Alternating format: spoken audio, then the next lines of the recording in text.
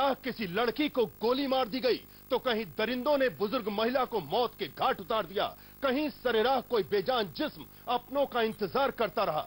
जरा आप भी देखिए दिल्ली की दहलीज पर कहां और किसने किया मौत का तांडव। 4 घंटे 4 वारदात, वो भी महज 4 किलोमीटर के दायरे में। ये हकीकत है दिल्ली के रोहिणी और उसके आसपास के इलाके की, जहां सोमवार को यमराज ने एक बार फिर दी थी दस्तक।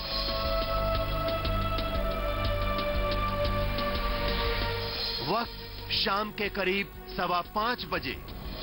इलाका बुद्ध विहार। मंजू नाम की इस लड़की को सरेराह गोली मार दी गई। इस वारदात को उस वक्त अंजाम दिया गया जब मंजू अपने साथ हो रही छेड़खानी की फरियाद कानून के मुलाजिमों को सुनाकर घर लौट रही थी।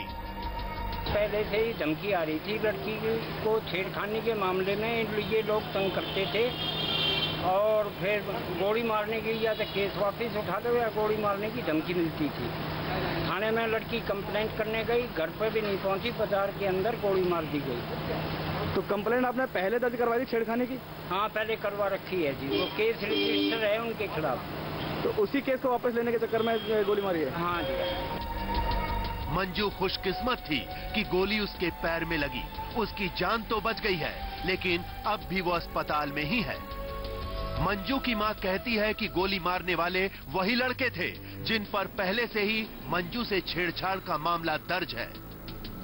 पहले आपसी झगड़ा हुआ था, उन्होंने लड़की का हाथ तोड़ दिया था, उन पर केस बन गया। अब कल की तारीख थी, तो धमकी के 2 फोन आए।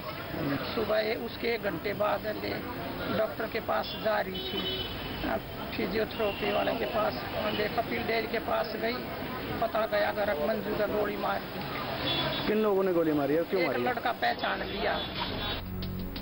सरेआम गोली मारने की ये वारदात दिन दहाड़े हुई थी, लेकिन किसी को अंदाजा तक नहीं था कि रात के अंधेरे में यमराज कौन सी वारदात को देने वाला है अंजाम।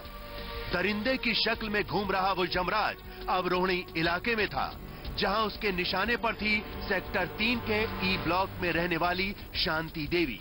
मकान नंबर G340 में रहने वाली शांति देवी लुटेरों की आहट सुनकर न सिर्फ नींद की आगोश से जागी, बल्कि लुटेरों से 2-2 हाथ करने को भी आगे बढ़ चली। लेकिन किस्मत को कुछ और ही मंजूर था। मेरी घरवाली एकदम चिल्ला रही थी, चोर चोर चोर। तो उससे फिर मैं उठा एकदम, तो मैंने आके देखा कि वो चिल्ला रही है और उसका खून बह रहा है और 2-3 लड़के कि बाहर खड़े हुए थे। तो मेरे एक छोटा लड़का था, वो बाहर आया, उसको भी है ना हाथ में चाकू लगा, उसने उनको पकड़ा की वो चाकू मार के। तो फिर उसको हमने तो औरत को संभालते रहे और वो भाग गए। ये वारदात थी रोहिणी ई ब्लॉक की, लेकिन दिल्ली के दरिंदों के कदम अभी थमे नहीं थे। उनका अगला पड़ाव था रोहिणी का डी ब्लॉक और निशाने पर थी रश्मि रानी। 65 पार कर चुकी रश्मि रानी के घर भी वैसा ही वाकया हुआ। लुटेरों की शक्ल में घुस आए हैवानों ने रश्मि को गोली मार दी। घर में हर तरफ फैले खून के धब्बे यहाँ खेली गई वहशत की दास्तां बयां कर रहे हैं।